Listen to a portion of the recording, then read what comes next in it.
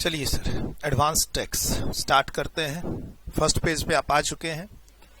Sir ध्यान रखिएगा, finance act 2022 या बजट 2022 से रिलेटेड अगर आप कुछ सुनते हैं कि ये नए प्रोसीड्योर आए हैं, नई रिटर्न फाइल आ गई है, एक नया रिटर्न आ गया है, रिसेंटली कुछ चर्चाएं हो रही हैं न्यूज़पेपर में, टीवी चैनल पे, सोशल मीडिया पे कि एक नया रिटर्न आया है जी, ITR-U।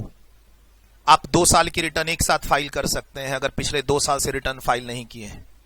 वो सब आज की क्लास में या रिटर्न चैप्टर में कवर नहीं है। हमें अपने सिलेबस में अपने एग्जाम के लिए उसको नहीं पढ़ना है।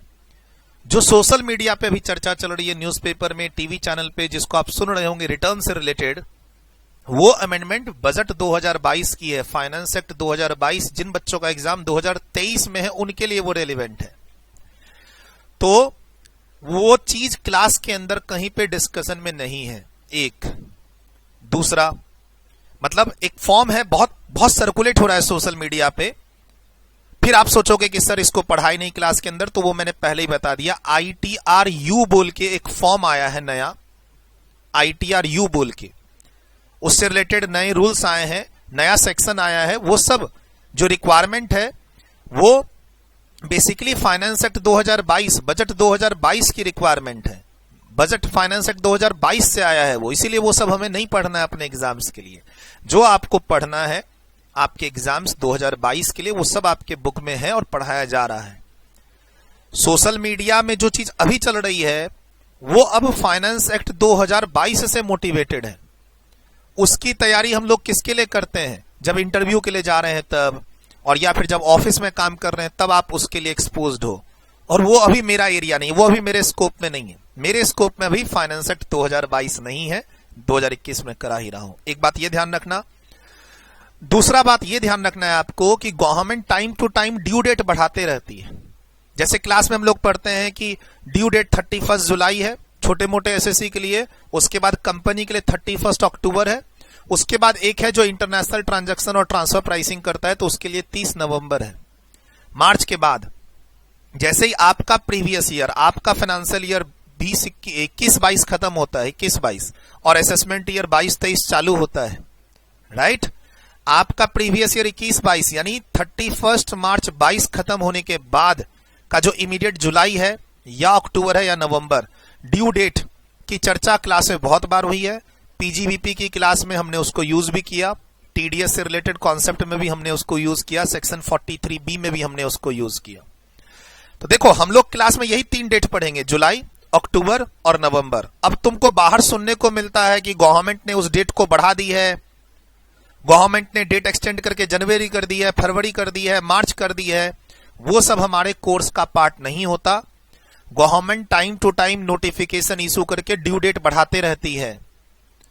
तो अब आप जो मान लो सोशल मीडिया पे पढ़ोगे रिटर्न फाइलिंग की ड्यू डेट बढ़ चुकी है, तो उस चीज को आप अपने एग्जाम के लिए अप्लाई मत करना। बाकी ऑफिस में काम करते हो तो अप्लाई करो उसको। तो थोड़ा यहां फर्क रखना। जो चीज आप पढ़ रहे हो वो परफेक्ट है, आपके एग्जाम्स के लिए रेलिवेंट है। सामने ही लिखा हुआ है कि मैं फाइनेंस एक्ट 2022 नहीं पढ़ा रहा और आपका एग्जाम 2022 में है। ये भी बात आपको ध्यान रखनी है। तो यहां थोड़ा सा ना, क्योंकि जब आप पढ़ाई कर रहे हो ये सब चैप्टर, तो इकोनॉमी में फाइनेंस एक्ट 2022 आ चुका है, तो ये तुमको 1 साल का गैप तुमको मिलेगा अब अपनी पढ़ाई में, ठीक है? सर दिक्कत तो आती है जिन बच्चों का एग्जाम नवंबर और दिसंबर में होता है उनको समझाने में। वो क्या बोलते हैं, सर हमारा एग्जाम नवंबर दिसंबर में, 6 महीने से पहले का एक्ट है सर फाइनेंस एक्ट 2022, मार्च में ही आ गया सर 2022, बजट तो फरवरी का है सर, हम क्यों नहीं पढ़ेंगे? इंस्टीट्यूट तो कहती है कि 6 मंथ्स पहले का लॉ हमारे लिए रेलिवेंट होता है। इसीलिए मैं हर बैच में, हर क्लास में, शुरू में, लास्ट में हमेशा कहता हूं मई और नवंबर और जून और दिसंबर का सिलेबस सेम है, फाइनेंस एक्ट सेम है, असेसमेंट ईयर सेम है। वो बच्चा समझना ही नहीं चाहता, वो बोलता है नहीं सर हम फाइनेंस एक्ट 2022 पढ़ के जाएंगे। बहुत दिक्कत होती है समझाने में। एनीवे, तो सर हम क्लास के अंदर जो पढ़ रहे हैं वो सिलेबस ओरिएंटेड पढ़ रहे हैं। बाहर की दुनिया थोड़ी एडवांस है। बाहर की दुनिया में रिटर्न फाइलिंग की ड्यू डेट भी बढ़ते रहती है, ठीक है? हम लोग यहां जो डेडलाइन पढ़ेंगे कि यही डेडलाइन है, इसके पहले रिटर्न फाइल करो, वो एज पर लॉ है, बेयर एक्ट। और जो time to time government notification लाके उस डेट को बढ़ाते रहती है, कोविड है जी, फ्लड है जी, सर्वर डाउन है जी, है ना, ये सब का न्यूज आप लोग सुनते रहते हैं कि पोर्टल ठीक से काम नहीं कर रहा है, या कोविड लॉकडाउन है, और या फिर लोगों को दिक्कत हो रही है, इतनी जल्दी जल्दी ड्यू डेट, आदत नहीं है लोगों को, इसलिए हम इस डेट को बढ़ा रहे हैं, इस डेट को बढ़ा रहे हैं, इस डेट को बढ़ा रहे हैं। वो सब आपको अपने एग्जाम के लिए तैयार नहीं करना है। जो जो पढ़ा रहा हूं उसी को पढ़ के जाना और एग्जाम देना है, ये ध्यान रखना है, ठीक है। ये कन्फ्लिक्ट नहीं होना चाहिए, मैसेज करके मत कर देना ये सब, सर फाइनेंस एक्ट 2022 कोई नया सेक्शन आया है तो वो पहले देखो कौन से बजट के थ्रू आया है। मान लो तुम कोई उड़ती खबर मेरे पास लाना चाहते हो तो पहले देख तो लो वो कौन से बजट से आ रहा है। बजट 22, फाइनेंस एक्ट 22, चर्चा ही मत करो मेरे साथ, खत्म कहानी। सर कुछ बातें पहले मैं लिखाना चाहूं। अभी बैक टू बैक हम लोग 2 चैप्टर करेंगे, पहले एडवांस टैक्स और उसके बाद रिटर्न ऑफ इनकम, ठीक है। पहले ये बैक टू बैक 2 चैप्टर होगा फटाफट। इन 2 चैप्टर को करने में कुछ टर्म्स, कुछ सेक्शन आपके सामने आएंगे, तो उसको मैं पहले ही डिस्कस करना चाहता हूं। देखो टीडीएस टीसीएस के बारे में you are awared. Advance tax भी तुम सुन चुके हो, तुम क्वेश्चन कर चुके हो। ड्यूरिंग द ईयर, जिस ईयर में इनकम अर्न करते हैं उस ईयर में जो भी टैक्स जमा करते हैं वो एडवांस टैक्स है, और ईयर एंड के बाद जो भी टैक्स जमा करते हैं वो सेल्फ असेसमेंट टैक्स है। ये बात तुम जानते हो क्या? During the year TDS TCS advance tax, year and के बाद सेल्फ असेसमेंट टैक्स और रिटर्न फाइल करना, ये सब बात तुम जानते हो कॉमन। हम इसको अब डिटेल्ड में पढ़ने वाले हैं, तो उसके लिए कुछ टर्म्स है, पहले मैं ये लिखा दूं। आपके एग्जाम का प्रीवियस ईयर है, प्रीवियस ईयर 21-22, असेसमेंट ईयर 22-23, ठीक। सर 31 मार्च 2022 के बाद, उसके पहले क्या करते हैं सर? अगर हम बिफोर की बात करें, हम ड्यूरिंग प्रीवियस ईयर 21-22 की बात करें, 31 मार्च तक, और उसके पहले की बात करें तो सर हमारी इनकम पर टीडीएस कट गया, हमसे किसी ने टीसीएस ले लिया, आप तो पढ़ चुके ये टॉपिक, और या फिर हमने खुद से क्या पे किया? Advance tax.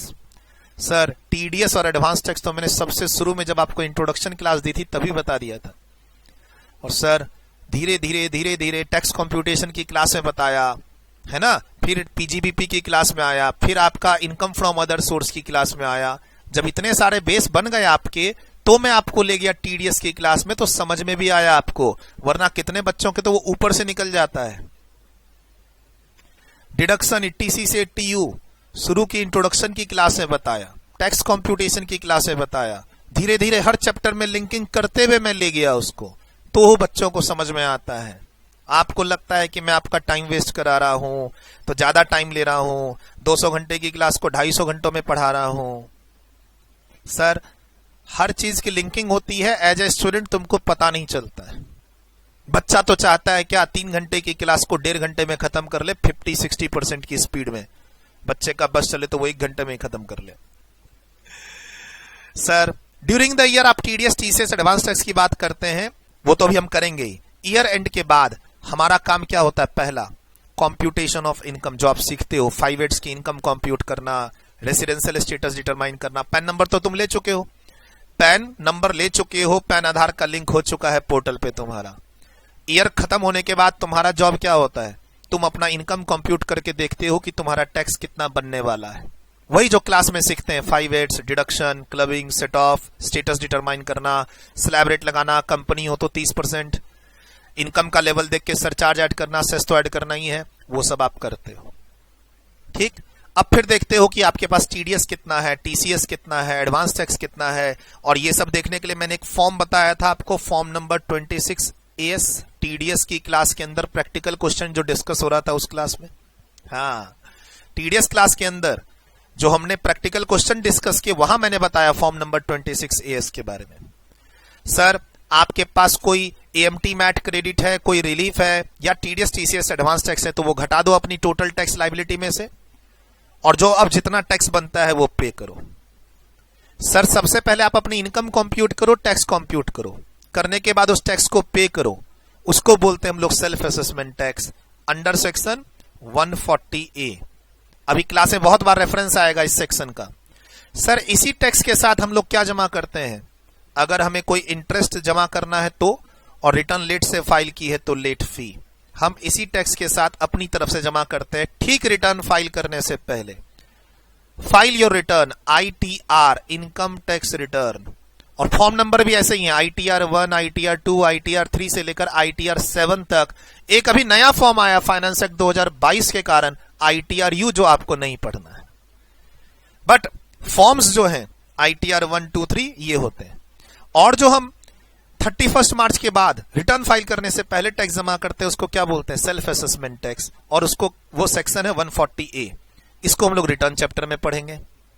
सर उसी सेल्फ असेसमेंट टैक्स के साथ आपको इंटरेस्ट जमा करना पड़ता है और लेट फी अगर रिटर्न लेट से फाइल की है। सर ये सब भी हम लोग ओवर अ पीरियड इन्हीं 2 चैप्टर में पढ़ेंगे। रिटर्न फाइल हो गई, तुम्हारा काम खत्म। सर रिटर्न फाइल हो गई, तुम्हारा काम खत्म। यहां पे तुम्हारा काम खत्म। हर साल तुमको यही करना है। हर साल तुमको पैन नंबर नहीं लेना है। हर साल तुमको 10 नंबर TDS वाला नंबर नहीं लेना है। वो लाइफ में एक ही बार लेना है और वो वैलिड रहेगा हर साल के लिए। लेकिन तुमको हर साल अपना स्टेटस निकालना होगा। हर साल तुम्हें अपनी इनकम कंप्यूट करके, टैक्स कंप्यूट करके, तुम्हारे पास जो क्रेडिट है, रिलीफ है, उसको माइनस करने के बाद सेल्फ असेसमेंट टैक्स जमा करने के बाद अपनी रिटर्न फाइल करनी होगी। कर दी रिटर्न फाइल, अब ये डिपार्टमेंट का काम चालू हो गया। सर वो हो गया सेल्फ असेसमेंट प्रोसीड्योर। इस प्रोसेस को क्या बोलते हैं? Self assessment. Direct tax is a self assessment. Sir ये जो प्रोसेस है ऊपर में, इसी के कारण देखो सारे काम तुमने खुद किए हैं ना। ये सारे काम तुमने खुद किए ना। ड्यूरिंग द ईयर तुमने खुद एडवांस टैक्स जमा किया। ड्यूरिंग द ईयर 365 दिन में तुम्हें जहां जहां से इनकम आ रही थी लोग TDS काट के जमा तुमको दे रहे थे, ठीक है। उसके बाद तुम्हें लगा कि तुम्हारे को और टैक्स देना है तो तुमने अपनी तरफ से एडवांस टैक्स कैलकुलेट किया और जमा किया। अभी सीखेंगे। सर कोई हेल्पलाइन नंबर नहीं है इनकम टैक्स डिपार्टमेंट की तरफ से।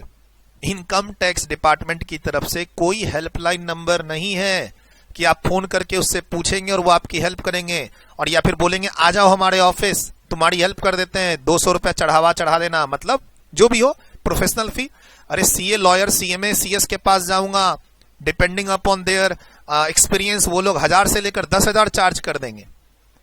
जब डिपार्टमेंट ने कोई कॉम्प्लिकेटेड लॉ बनाया है तो समझाने का भी काम डिपार्टमेंट ही कर दे। एक कोई हेल्पलाइन सेंटर लॉन्च कर दे, नहीं है ऐसा कोई। सेल्फ असेसमेंट खुद से पढ़ो, समझ में ना आए तो जाके प्रोफेशनल्स और लॉयर से कांटेक्ट करो। जिसमें से CA का थोड़ा बोलबाला ज्यादा है इनकम टैक्स के काम में, ठीक है। सर मैंने तो हमेशा क्लास में कहा है क्या कि जब आप पढ़ोगे ही नहीं तो काम कैसे करोगे। हर CA भी काम नहीं करता है इनकम टैक्स का।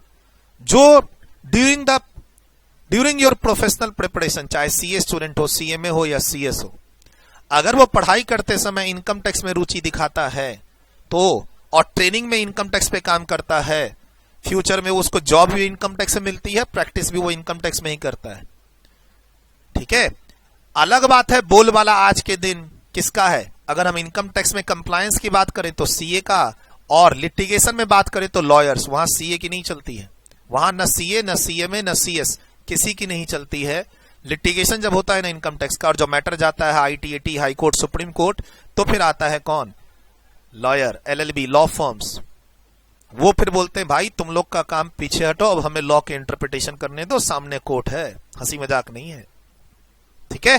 सर क्या हम LLB नहीं कर सकते? करो ना। अगर तुमको ओवर अ पीरियड लिटिगेशन अच्छा लगता है कि हम फाइट करेंगे और केस जीतेंगे, क्या समझे, अगर तुम ड्यूरिंग योर, आप पढ़ाई कर रहे हो, आगे तुम जब है ना ट्रेनिंग लोगे, जॉब करोगे, इस 5-6 साल में, पढ़ाई के 3-4 साल, ठीक है, पढ़ाई के 3-4 साल में 1-2 साल की ट्रेनिंग और उसके बाद आप जॉब, मान लो 6-7 साल की जर्नी में तुमको लिटिगेशन अच्छा लगता है, तब तक तुम 1 डिग्री ले चुके हो, तो आगे LLB ले लो, लॉ फर्म को ज्वाइन कर लो।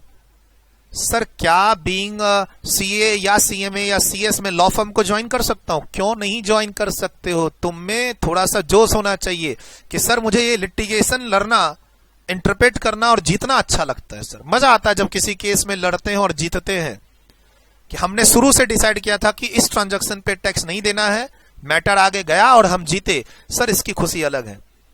इसकी खुशी वो आदमी नहीं समझ पाएगा जो लिटिगेशन में नहीं है। जब तुमको ओवर अ पीरियड 6-7 साल में तुमको ये लगने लगे कि तुमको ये एरिया अच्छा लगता है तो कर लेना LLB, क्या दिक्कत है। LLB करने की कोई एज नहीं है।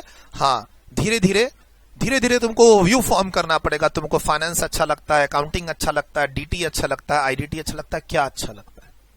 सर ये सारा प्रोसेस यहां से यहां तक में तुमको कोई हेल्प नहीं कर रहा है। खुद से बात समझ में आती है तो ठीक, वरना जाओ प्रोफेशनल के पास।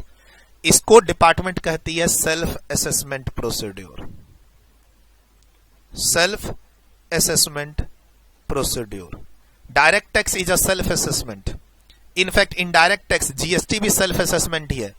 सर इनकम कंप्यूटेशन में टैक्स कंप्यूटेशन के बाद टैक्स जमा करना, उस पर इंटरेस्ट और लेट फी जमा करना और रिटर्न फाइल करना, डिपार्टमेंट यहां कहीं भी सामने में नहीं है। डिपार्टमेंट तो अब तुम्हारे पास आएगी कि भैया तुमने गलती कर दी है इतनी इतनी, लाओ टैक्स, लाओ इंटरेस्ट, लाओ पेनल्टी। पहले नहीं बताती है, पहले बोलती है जो करना करो। Income tax is a self assessment, DT is a self assessment, income tax is a self assessment. Why? क्योंकि सर हम यहां सारे काम हम खुद करते हैं। डिपार्टमेंट के लोग कॉल सेंटर पे अवेलेबल नहीं है, पूछ भी नहीं सकते जाके कि सर ये इनकम आई है, बताना टैक्स होगा या नहीं, और होगा तो कौन से सेक्शन में होगा। जैसे तुम लोग मुझे मैसेज कर देते हो सर ये इनकम है किस हेड में जाएगा, मैं बोलता हूं इस चैप्टर में पढ़ाया था, जाके देख लो यार, पढ़ाने के बाद भी मैं ही बताऊंगा। सर देखो मैं तो ऐसे ही बताऊंगा। अगर तुम बोलोगे सर मेरे रिलेटिव ने घर बेचा है और है ना घर खरीदने वाले हैं, बताना क्या करे, तो मैं बोलूंगा जाके सेक्शन 54 पढ़ लो, टीडीएस का सेक्शन 80 आइए पढ़ लो, बाकी और क्या बताओ, इतना अच्छा तो क्लास में पढ़ाया है। तो सर ये हो गया सेल्फ असेसमेंट। अब यहां से मेरे रिटर्न फाइल करने के बाद मेरा काम खत्म, और यहां से चालू होता है जिसको हम लोग बोलते हैं असेसमेंट प्रोसीड्यूर। डिपार्टमेंट की तरफ से एक्शन। सर और जब डिपार्टमेंट की ये सब एक्शन तुम्हारे समझ में ना आए ना, तो फिर चालू होता है अपीलेट प्रोसीड्यूर। ये कौन सा प्रोसीड्यूर है? Assessment procedure. और जब डिपार्टमेंट की हरकतें तुम्हें समझ में नहीं आती हैं, मतलब तुमने बोला था टैक्स 10% लगेगा, डिपार्टमेंट बोलती है 20%। तुमने बोला था मुझे सर इस खर्चे का डिडक्शन मिलेगा, मेरी पीजीबीपी इनकम 6 लाख है, डिपार्टमेंट बोलता नहीं तुमको इस खर्चे का डिडक्शन नहीं मिलेगा, तुम्हारी पीजीबीपी इनकम 8 लाख है। तुम कहते हो तुम्हारी टोटल इनकम 11 लाख, डिपार्टमेंट कहता है 14 लाख। तुम कहते हो टैक्स 1,20,000, डिपार्टमेंट यहां कहता है नहीं तुम्हारा 1,20,000 टैक्स नहीं 1,37,000 टैक्स है। तो डिस्प्यूट होगा क्या? तो तुम एक्सेप्ट कर लो, तुम डिपार्टमेंट की बात यहां पर एक्सेप्ट कर लो, टैक्स पे करो, इंटरेस्ट पे करो, नक्की करो। अगर डिपार्टमेंट की बात तुम्हें यहां समझ में नहीं आती है तो फिर तुम आगे और लड़ जाओ, फिर हम लोग उसको बोलते हैं क्या? Appellate procedure. शुरू में क्लास में अगर आपको याद हो तो मैंने बताया था सबसे शुरू की इंट्रोडक्शन की क्लास में कि असेसमेंट, शुरू की क्लास अगर याद करो कि हम रिटर्न फाइल करते हैं, एओ असेसमेंट करके ऑर्डर पास करता है, हमें अगर वो ऑर्डर अच्छा नहीं लगता है तो हम अपील में जाते हैं, सीआईटी अपील के पास, फिर अपील में जाते हैं आईटीएटी के पास, फिर उसके ऊपर हाई कोर्ट और supreme court is the final law authority. President के पास नहीं जाते, वो जाते हैं कब? जब फांसी की सजा सुनाते हैं तब। इनकम टैक्स के मैटर में प्रेसिडेंट के पास नहीं जाते, सुप्रीम कोर्ट तक लास्ट, या उधर सीबीडीटी के पास चले जाओ। ठीक, सीबीडीटी के पास भी एप्लीकेशन लगा के माफी ले सकते हैं, इंटरेस्ट की, पेनल्टी की, फाइन की, उसका भी सेक्शन है 119 बोल के। ये मैं ओवरऑल आइडिया दे रहा हूं तुमको, कुछ बातें इसकी हमें अभी एडवांस टैक्स चैप्टर में काम आएंगी, इसकी कुछ बातें हमें रिटर्न ऑफ इनकम चैप्टर में काम आएगी, तो इसलिए मैं पहले ही आइडिया दे रहा हूं। सर आपने रिटर्न फाइल कर दी, अब डिपार्टमेंट उस रिटर्न को प्रोसेस करेगा, करना जरूरी है डिपार्टमेंट की तरफ से। सर जब तक डिपार्टमेंट आपने जो ऑनलाइन रिटर्न फाइल की है उसको डिपार्टमेंट अपने सॉफ्टवेयर के थ्रू प्रोसेस करेगा कि तुम्हारा pan number, ten number, TDS, advance tax, tax computation, loss, carry forward of loss, set of loss, deduction 80C 80U, सब सही है या नहीं है? पिछले साल का लॉस इस साल सेट ऑफ कर दिए क्या तुम गलती से? हाउस प्रॉपर्टी का लॉस कहीं कैपिटल गेन से तो नहीं कर दिए? 80C का डिडक्शन कहीं 1,80,000 तो नहीं ले लिए? क्या समझे? हाउस प्रॉपर्टी में 30% की जगह कहीं 40% का डिडक्शन तो नहीं ले लिए? रेंट को ले गए इनकम फ्रॉम अदर सोर्स में और वहां 30% का डिडक्शन ले लिए। तो जो क्लास में आपने पढ़ा, तुमने टैक्स रेट 111A में 15% न लगा के 10% लगा दिया। ठीक, तुमने डोनेशन नहीं दिया है लेकिन 80G का बेनिफिट ले रहे हो, तुम्हारी ऊपर इनकम नहीं है लेकिन उससे रिलेटेड तुम टीडीएस का माइनस कर रहे हो। तुमने स्लैब रेट गलत लगाया है, तुमने डिडक्शन ज्यादा ले लिया, तुमने लॉस गलत सेट ऑफ कर लिया। सर क्या तो डिपार्टमेंट, देखो मैं रिटर्न फाइल कर दूं और डिपार्टमेंट कुछ ना करे, यानी मैंने जो फाइल किया वो सही है, माफ, समझो, ऐसा भी हो सकता है सर। हाँ सर, ये जो नीचे वाली चीजें हैं ना, ये अब डिपार्टमेंट के सिस्टम कितना स्ट्रांग है उस पर डिपेंड करता है। तुमने तो जो सही गलत फाइल करना था कर दिया, ऐसे समझो। तुमने भगवान का नाम लिया, कच्चा पक्का व्हाइट ब्लैक करते हुए अपनी इनकम कंप्यूट की, टैक्स कंप्यूट किया, रिटर्न फाइल कर दी, देखा जाएगा आगे, ऐसे बोल के। बहुत बार लोग ऐसे करते हैं, अरे देखा जाएगा ना, आगे फाइल करो रिटर्न। अरे ये इनकम तो कैश में आई है, किसको पता चलेगा, फाइल करो। अरे ये इनकम तो मेरे भाई के अकाउंट में आई है, मेरे अकाउंट में थोड़ी ना आई है, फाइल करो ना। कोचिंग वाले को पेमेंट करते हो तो 36 अकाउंट में पैसा डलवाते हैं। वो बोलता रहता हूं ना क्लास में कि वो कोचिंग वालों को पेमेंट करो तो पढ़ा रहा है ए, अकाउंट नंबर है बी का, बात करता है सी, और तीनों घर के रिलेटिव्स होते हैं, सरनेम मिला लो तो। नहीं समझे? तो वो पूरा फैमिली बिजनेस होता है। 20-20 लाख रुपए हर अकाउंट में जाएंगे और जीएसटी की चोरी हो गई और इनकम टैक्स की चोरी हो गई। एनीवे, कच्चा पक्का सही गलत तुमने तो रिटर्न फाइल कर दी। अब तुम भगवान से मनाते हो कि रिटर्न तुम्हारी प्रोसेस ही ना हो। सर, रिटर्न का इतना वॉल्यूम है कि सारी रिटर्न प्रोसेस नहीं होती। ठीक है, हो भी जाती है तो उसमें कोई डिमांड या रिफंड नहीं होता। जो तुमने फाइल किया उसको गवर्नमेंट एक्सेप्ट कर लेती है कि हाँ तुम सही हो, प्राइमा फेसिया। देखो, जब तक डिपार्टमेंट तुम्हारे घर आके चेक नहीं करेगी, तुम्हारी चोरी नहीं पकड़ी जाएगी। अगर मैं कैश में एडमिशन लूं और उस कैश को घर में लाऊं और फर्नीचर खरीद लूं, महंगे महंगे फर्नीचर, महंगा महंगा इंटीरियर करवा लूं, तो इनकम टैक्स जब तक मेरे घर नहीं आएगी तब तक पता कैसे चलेगा? एनीवे, हमने रिटर्न फाइल कर दी। अब उसके बाद का प्रोसेस है कि डिपार्टमेंट उस रिटर्न को प्रोसेस करके हमें इंटीमेशन भेजती है, सेक्शन 143(1) का इंटीमेशन कि तुमने जो रिटर्न फाइल की थी प्राइमा फेसिया सही है, हम एक्सेप्ट करते हैं। या फिर तुमने इनकम कम दिखाई है, टैक्स गलत कैलकुलेट किया है, डिमांड इतना रुपया और देना। या फिर तुमने ज्यादा टैक्स जमा कर दिया है, हमारा रिफंड आ रहा है, हमने तुम्हारे बैंक अकाउंट में ये रिफंड दे दिया। सब कुछ ऑटोमेटिक होता है, टेंशन ही नहीं लेना है। तुम ऑनलाइन रिटर्न फाइल करो। ये जो सेक्शन है 143(1) का काम ऑनलाइन है। तुम रिटर्न फाइल करो, वो रिटर्न एक सॉफ्टवेयर के थ्रू प्रोसेस होगी। तुम्हारा जो आधार और पैन नंबर के बीच में ऑल इंडिया में डेटा है हर जगह, उससे मैच वैच किया जाएगा, देखा जाएगा तुम्हारे पिछले साल के ट्रांजैक्शंस को। कंप्यूटराइज्ड जितना हो सकता है, मैनुअली नहीं है यहाँ पे। सर, वो इंटीमेशन तुमको भेजेंगे जिसमें हो सकता है तुम्हारी रिटर्न को एक्सेप्ट कर लें, या फिर तुम्हारी इनकम को बढ़ा के डिमांड क्रिएट कर दें, या फिर तुमको बोले कि रिफंड होगा, तुमने कुछ गलत कैलकुलेशन किया है। सर, क्या यहां पर ये मेरी इनकम को रिवाइज कर सकते हैं जो मैंने रिटर्न फाइल की? हाँ सर, ये जो रिटर्न फाइल की, यहां मान लो तुम्हारा टोटल इनकम ए आ रहा था, कुछ हो सकता है उस टोटल इनकम को यहां पर ये चेंज करके बी कर दें, बढ़ा दें, घटा दें। मान लो तुमने कोई गलत डिडक्शन लेके तुमने अपनी इनकम कम दी थी, रिटर्न गलत फाइल की थी, वो इनकम यहां चेंज हो सकती है। ध्यान रखना सर, इसको बोलते हैं intimation, and it is not an assessment. It is not an assessment. Sir, इसमें जो मैंने टैक्स जमा किया था पीछे वाला रिफंड हो सकता है? हाँ, अगर तुमने गलत कैलकुलेशन करके टैक्स ज्यादा जमा कर दिया तो रिफंड हो सकता है।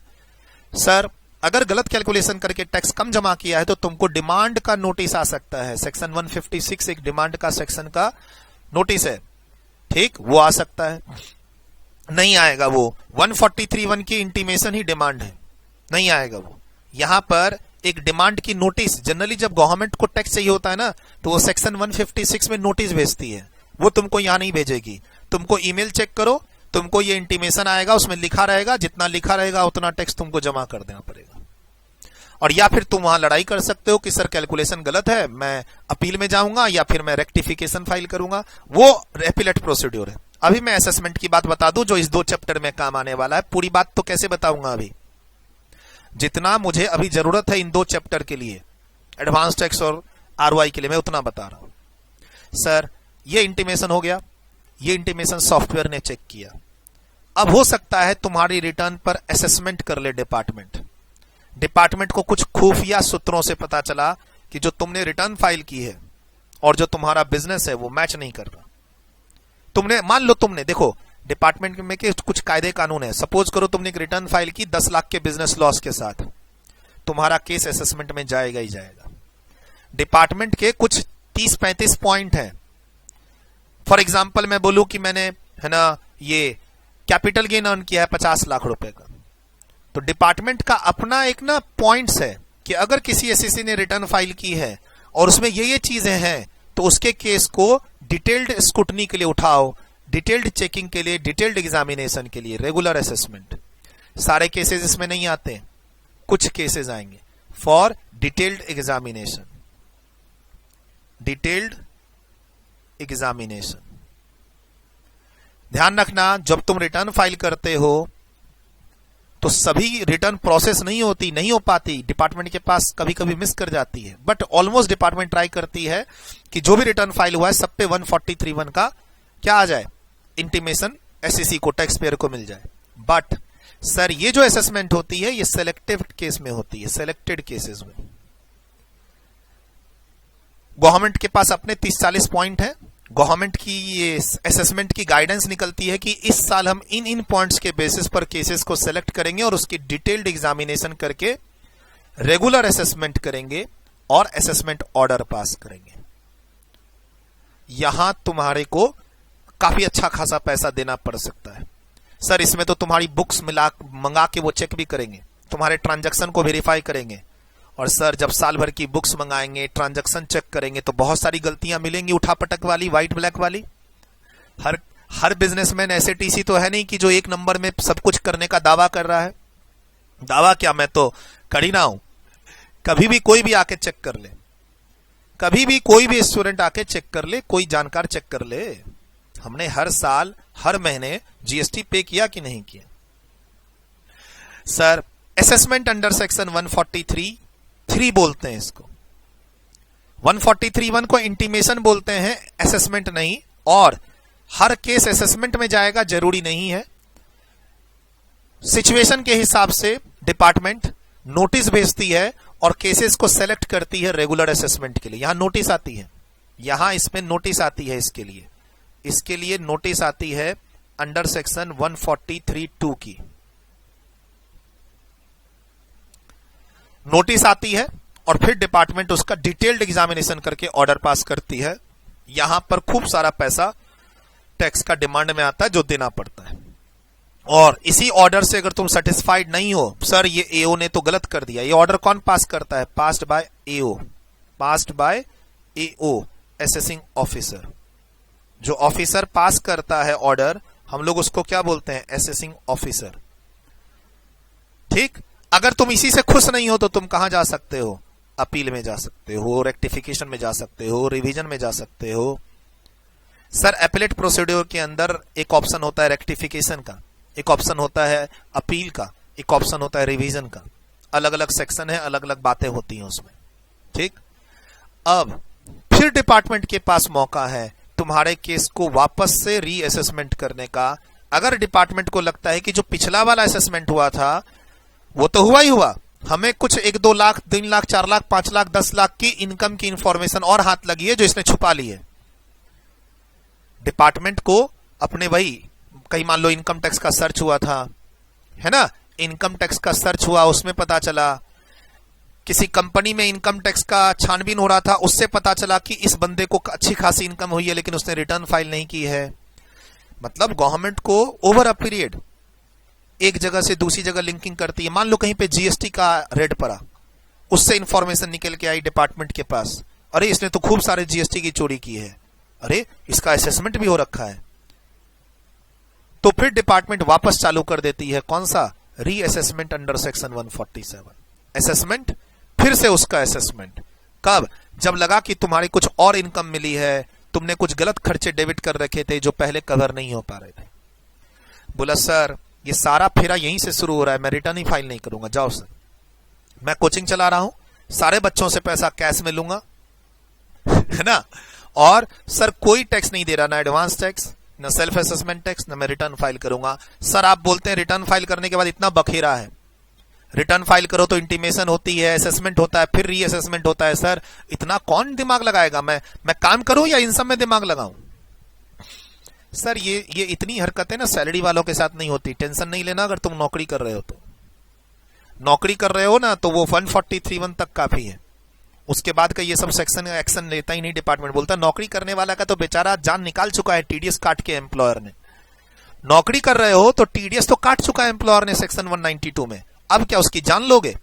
143(1) खत्म नौकरी करने वाला। और हम लोग तो छोटे मोटे एसएससी हैं, बिजनेसमैन हैं, हम भी 143(1) में ही, हम बिजनेस चला रहे कोचिंग, लेकिन छोटी मोटी कोचिंग है, ज्यादा रेवेन्यू नहीं है, और एक कॉन्फिडेंस है कि सारा काम व्हाइट में कर रहे हैं, हर पेमेंट पे जीएसटी पे कर रहे हैं, कैश लिया ही नहीं बच्चों से, तो हमारा काम भी 143(1) तक निपट जाता है, क्योंकि हमारा जीएसटी का डेटा और इनकम टैक्स का डेटा मैच करना शुरू कर देता है। और बैंक में उतने ही एसेट ही है मेरे पास। मान लो मैंने कोई एफडी की, कोई म्यूचुअल फंड में इन्वेस्टमेंट किया, कोई शेयर मार्केट में पैसा लगाया, तो वही उतना ही पैसा लगाया जितना मैंने कमाया, सब कुछ मैच कर रहा है। तो डिपार्टमेंट क्यों मेरा रेगुलर असेसमेंट करेगी, क्यों रीअसेसमेंट करेगी? मैंने कोई 3 नंबर का पैसा 3 तरफ से लिया ही नहीं। अरे मेरा डायरेक्ट टैक्स की रिटर्न, जीएसटी की रिटर्न और मेरा बैंक बैलेंस और मेरी इन्वेस्टमेंट जहां भी मैंने कर रखी है सब मैच कर रहा है, तो क्यों डिपार्टमेंट मेरे ऊपर एक्शन लेगी? तो हमारे जैसे जो प्रॉपर टैक्स पेयर हैं उनपे भी 143(3) या 147 ना के बराबर होता है। ठीक। अब आप बोलते हो सर हम रिटर्न ही फाइल नहीं करेंगे, सर झंझट हो रहा है रिटर्न फाइल करने से। कौन रिटर्न फाइल करेगा, सारा काम कैश में करेंगे। तो वहां भी अगर डिपार्टमेंट को हाथ लग गई इंफॉर्मेशन तुम्हारे बैंक से, तुम्हारे नेबर से, तुम्हारे एक्सपेंडिचर से, मान लो तुम कैश में ट्रांजैक्शन करते हो, खूब सारा पैसा कमा रहे हो और बच्चे महंगी महंगी स्कूल में पढ़ाई कर रहे हैं, फॉरेन ट्रिप कर रहे हो, महंगी महंगी पार्टियां कर रहे हो, घर में फैमिली फंक्शन था, 50 लाख रुपया फंक्शन में खर्च कर चुके हो, महंगी महंगी कारें खरीद रहे हो, तो सर अगर तुम्हारे पास इनकम नहीं है तो तुम इतनी सारे खर्चे कहां से कर रहे हो? फेसबुक पे हर साल तुम यूरोप ऑस्ट्रेलिया की टूर की फोटो लगा रहे हो। तो सर जब आप रिटर्न फाइल नहीं करते हैं तो भी डिपार्टमेंट के पास ऑप्शन है, इंफॉर्मेशन गैदर करके तुम्हारा वो क्या कर सकती है, बेस्ट जजमेंट असेसमेंट, और या फिर असेसमेंट कर सकती है 147 में। सर अगर असेसमेंट हो चुका है, चेकिंग हो चुकी है, तो दोबारा चेकिंग कर सकती है 147 में, हां कर सकती है। और अगर तुम रिटर्न फाइल नहीं कर रहे हो और सोच रहे हो मैं फ्री हो गया, अब कौन सा डिपार्टमेंट का नोटिस, कौन सा इंटीमेशन, डिपार्टमेंट को तो मेरे बारे में पता ही नहीं है, लेकिन अगर हाथ लग गई डिपार्टमेंट की इंफॉर्मेशन, जब तक बचे हो, जिस दिन हाथ लग गई उस दिन डिपार्टमेंट के पास 144 भी है और उस दिन डिपार्टमेंट के पास 147 भी है। In case of non compliance तुम्हारा केस और खराब हो जाएगा, पेनल्टी अलग लगेगी, कोई सुनवाई नहीं होगी, अपील करोगे तो तुम्हारा केस कमजोर हो जाएगा। सर अगर तुम सही हो तो सही वाला आदमी तो ऊपर से सीधा सीधा आ रहा होगा ना, इनकम कंप्यूट करना, सेल्फ असेसमेंट टैक्स करना, रिटर्न फाइल करना, और यहां कोई डिस्प्यूट होता है तो अपील में हो सकता है तुमको फायदा मिले। लेकिन तुम अगर तुम्हारा केस यहां खराब हो गया है और तुम अपील में जाओगे तो वहां तुमको क्या रिलीफ मिलेगा? अपील में जा सकते हो, मना नहीं है, रिलीफ क्या मिलेगा? तुम रिटर्न फाइल नहीं किए हो, इनकम टैक्स ऑफिसर के पास तुम्हारी इंफॉर्मेशन हाथ लग चुकी है कमाई की, खर्चे के कारण, तुम्हारा बेस्ट जजमेंट असेसमेंट 144 और तुम्हारा मेन असेसमेंट, क्योंकि पहले तो असेसमेंट हुआ ही नहीं था क्योंकि तुमने रिटर्न फाइल की नहीं थी, 147। एक चीज देखो, रिटर्न फाइल करोगे तो 143(3) और सर रिटर्न फाइल करोगे तो 144(4) भी हो सकता है, रिटर्न फाइल करोगे तो 147 भी हो सकता है। सर रिटर्न फाइल करने के बाद 3 तरह के असेसमेंट हो सकते हैं, ध्यान रखना। रिटर्न फाइल करने के बाद तुम्हारा 143(3) भी हो सकता है, 144(4) भी हो सकता है और तुम्हारा 147 भी हो सकता है। डिपेंड करता है तुम कितना कॉपरेट कर रहे हो डिपार्टमेंट को। और रिटर्न फाइल नहीं किए तो तुम्हारे 2 सेक्शन इंतजार कर रहे हैं नीचे। सर अब ये आइडिया हमें लग चुका है, असेसमेंट वर्ड, एओ ने असेसमेंट ऑर्डर पास किया, मान लो आगे पढ़ते हैं ऐसा कुछ।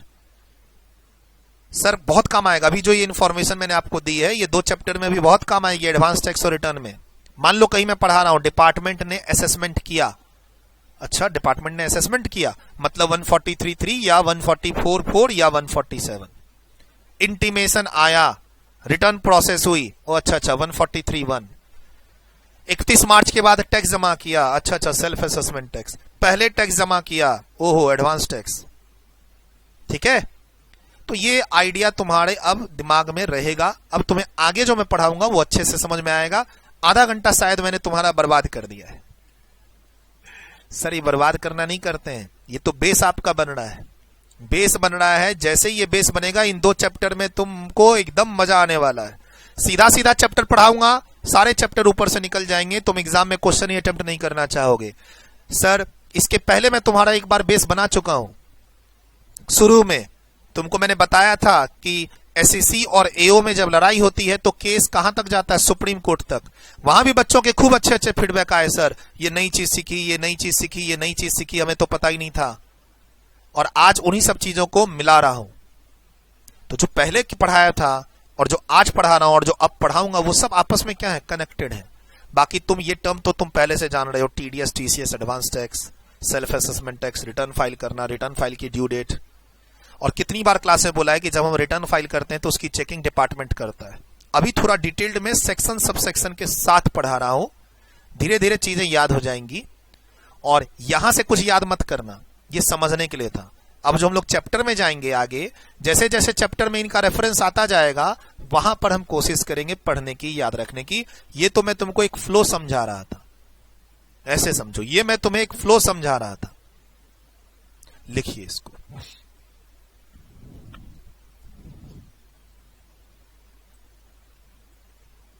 थोड़ा सा देखिए राइट साइड में, मुझे ये वर्ड भी लिखना है, सेल्फ असेसमेंट प्रोसीड्योर, लिख लीजिएगा। यहां मैं लिख देता हूं, इसको क्या बोलते हैं यहां पे, सेल्फ असेसमेंट।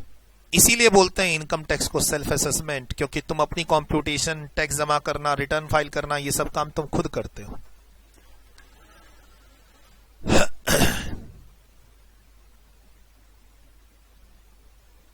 डन, लिखा इतना सेक्शन वगैरह सबके साथ। रिटर्न फाइल करने के बाद 3-3 सेक्शन आपके ऊपर लग सकता है असेसमेंट के नाम पर, 143.3, 144.4, 147। और ना फाइल करो रिटर्न तो 2 सेक्शन लग सकता है, 144 एंड 147। ऊपर का पॉइंट लिख लिया आपने, सेल्फ असेसमेंट वीडियो रोक के। चलिए यहां तक लिखिए। सर असेसमेंट के समय इनकम चेंज हो सकती है, आराम से, यहां भी इनकम चेंज हो सकती है, टोटल इनकम सी। सर रीअसेसमेंट के समय भी इनकम चेंज हो सकती है, आराम से।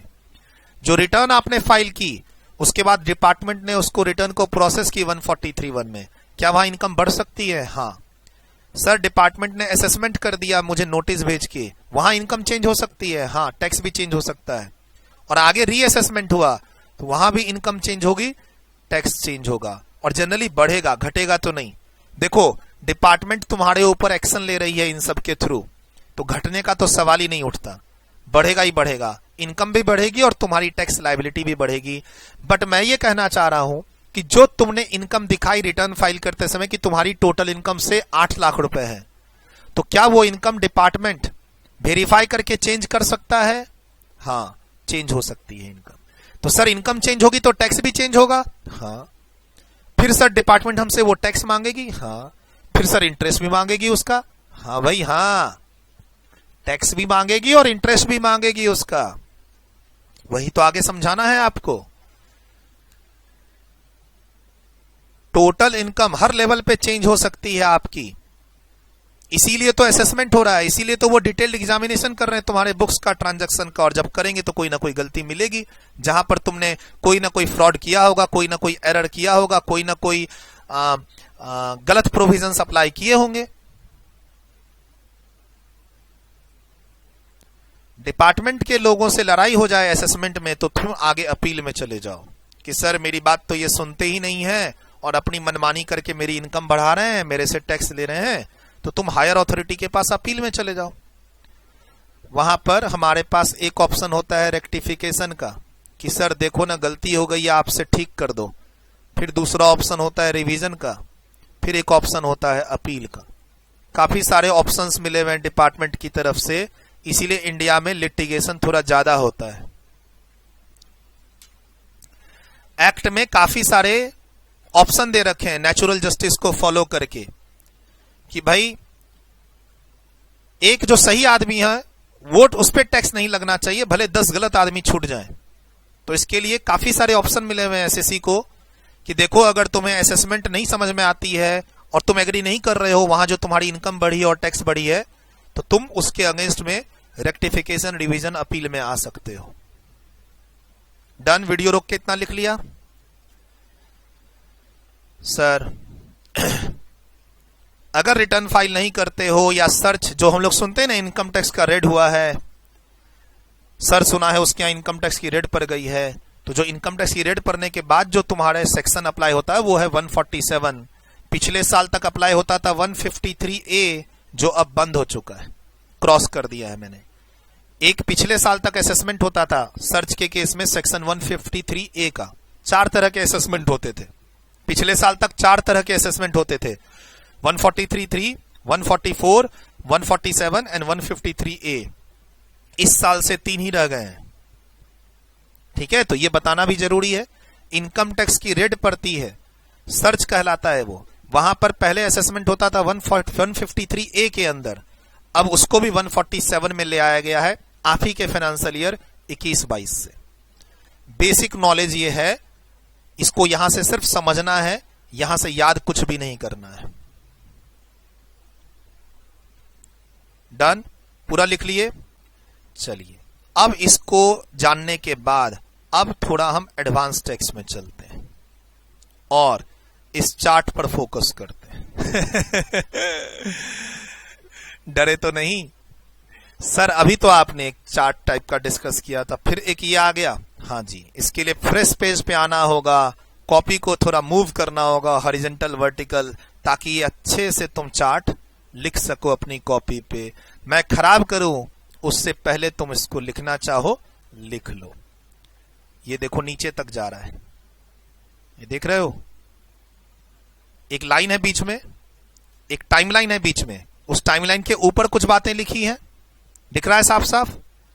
एक बीच में टाइमलाइन है, बीच में एक टाइमलाइन है 1 अप्रैल 2021 से होते हुए कहां पहुंचे 31 मार्च 2022। यहां पर आपका प्रीवियस ईयर खत्म। यहां से एक टाइमलाइन आई, बीच में एक आरओआई का ड्यू डेट आया, और फिर लास्ट में एक डेट मैंने दिया आपको 31 दिसंबर 2022। दिसंबर, मैंने यहां 31 मार्च 2023 नहीं दिया है जानबूझकर, इसका लॉजिक बताऊंगा। तो ये एक टाइमलाइन है बीच में, उसके ऊपर मैंने कुछ बात लिखी है और उसके नीचे यहां पर मैंने कुछ बात लिखी है यहां तक। अब समझो कि काफी मसाला यहां डिस्कस करने वाला हूं आपके साथ। एडवांस टैक्स या रिटर्न चैप्टर में ऐसे समझो ना कि अगले 2 घंटे में जो मैं तुमको बताने वाला हूं सबका ये समरी है। एडवांस टैक्स की क्लास में है, अगले 2 घंटे जो भी मैं तुमको पढ़ाने वाला हूं, बताने वाला हूं, समझाने वाला हूं, प्रैक्टिकल क्वेश्चन करवाने वाला हूं, एग्जाम में 3-4 मार्क्स का क्वेश्चन आ सकता है, वो सब यहां कहीं ना कहीं छुपा हुआ है। समझाता हूं मैं इसको, ठीक, समझा समझा के मैं इसको गंदा कर देता हूं। तुम क्या करना, वीडियो को पीछे ले आना 10-15 मिनट, साफ साफ नोट कर लेना।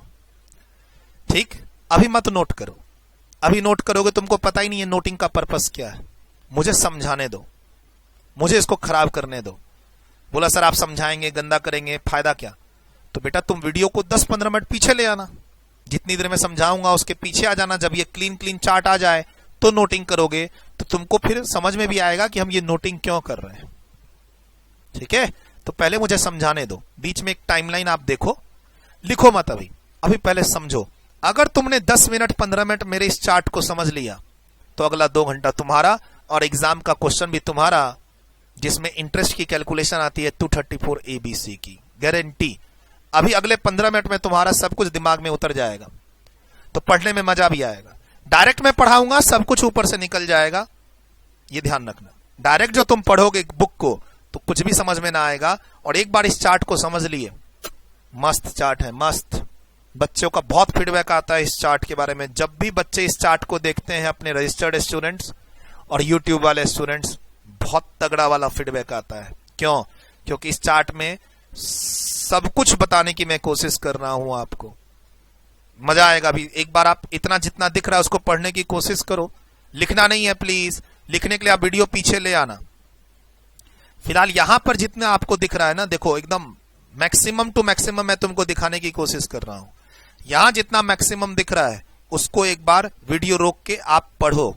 लिखने पर दिमाग मत लगाना, लिखने का काम मेरे को समझाने के बाद कर लेना आप। तुम वीडियो को पीछे ले जाके जितना दिख रहा है उसको एक बार वीडियो रोक के पढ़ने और समझने की कोशिश करो।